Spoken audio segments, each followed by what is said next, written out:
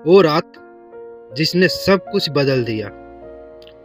झारखंड के एक छोटे से गांव में, जहां हर सुबह पक्षियों की चहचहाहट से शुरू होती थी और हर शाम मिट्टी की खुशबू में ढल जाती थी, वहां रहती थी सीमा। सीमा की जिंदगी बहुत साधारण थी, लेकिन उसके सपने बड़े थे।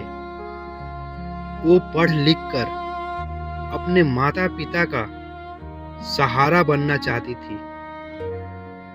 उसके पिता एक मजदूर थे जो दिन रात मेहनत करके घर चलाते थे, और माँ हर हाल में परिवार को संभालती थी।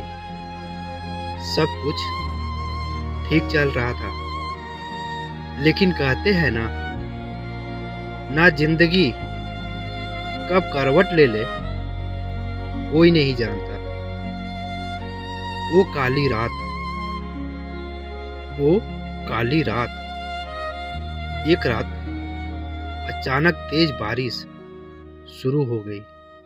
गांव के पास की पहाड़ी से पानी तेजी से नीचे उतरने लगा।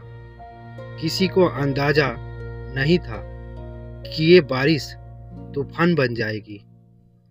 सीमा अपने घर में बैठकर पढ़ाई कर रही थी, तभी बाहर से लोग की चीखें सुनाई देने लगी। भागो, पानी आ रहा है। कुछ ही मिनटों में पानी घरों में घुसने लगा। चारों तरफ अफरा तफरी मच गई।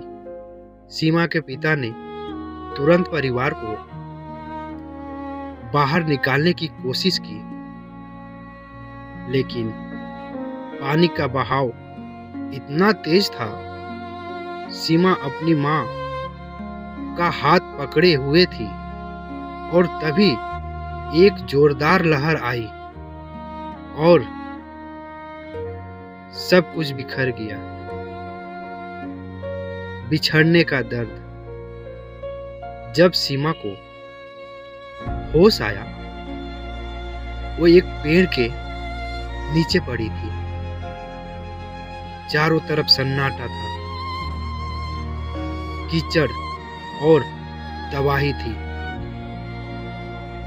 उसने चारों तरफ देखा। माँ पिता कहीं नहीं थे। उसकी आंखों से आंसू रुक ही नहीं रही थी। वो जोर जोर से चिल्ला रही थी, माँ, पापा, कहाँ हो आप? लेकिन जवाब में सिर्फ हवा की आवाज थी। उम्मीद की आखिरी लौ। दिन बीतते गए।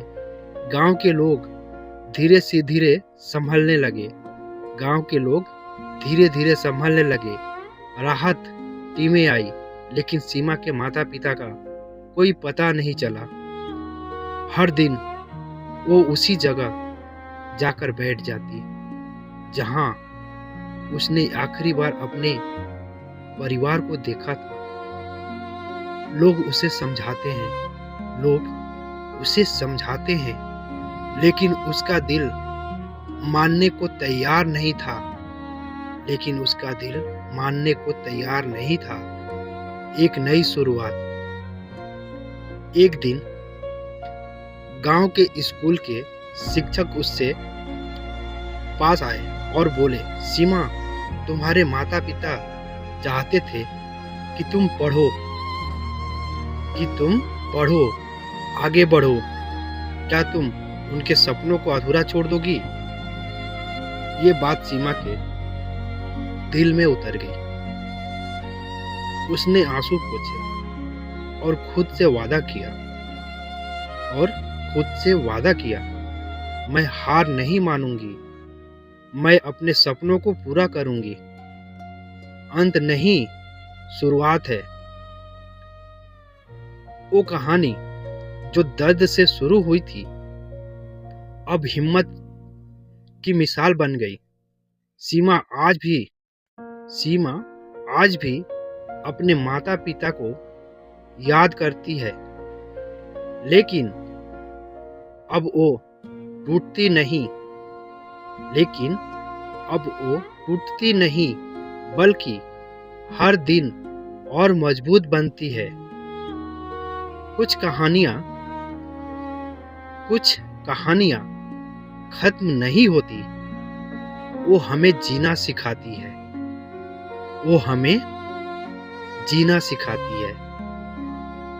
Thank you for watching.